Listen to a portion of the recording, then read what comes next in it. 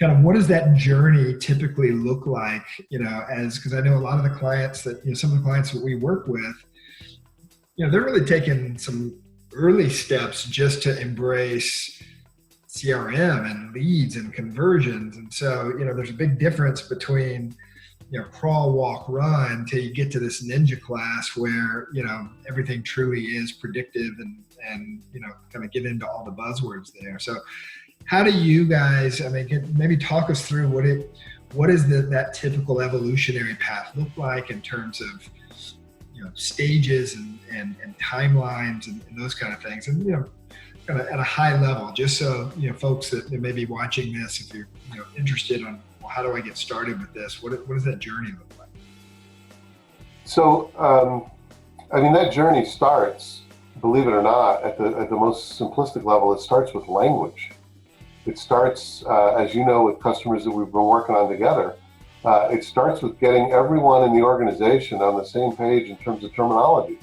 And you may have a global organization that's been acting somewhat independently over the years. And you're going to find when you conduct a terminology workshop where you are discussing all the terminology associated with a waterfall or with a lead, that you're not on the same page.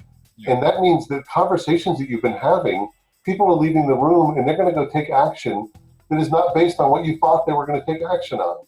So I would say starting with language, get the language in place first, then step up from the language and get the process flow in place. What are we going to do at each step as an organization from initial first impression or first investment in marketing activation or our asset, from first investment all the way through to revenue? What are the steps that are going to occur?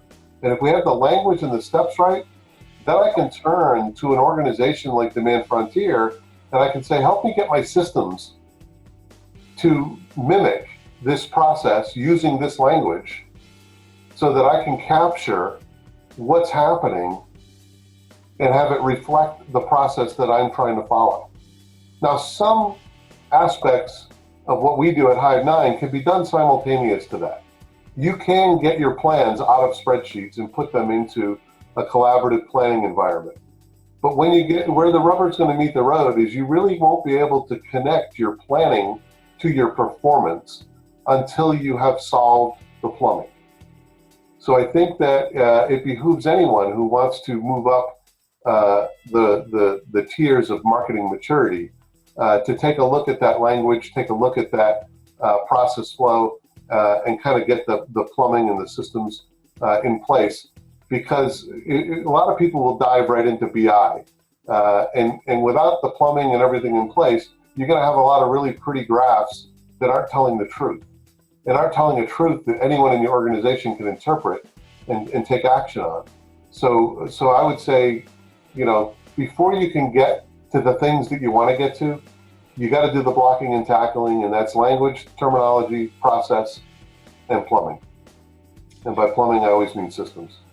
We have a pretty robust data practice, and we did a recent video series on data foundations. It's kind of similar, very similar in approach, and that, I use you're building a house metaphor a lot of times is, you got to start with the simplest stuff. You got to get the slab laid. If you don't have a good foundation, everything else is built on built on sand, and it starts crumbling down, and you get garbage in and garbage out. You don't trust the reports.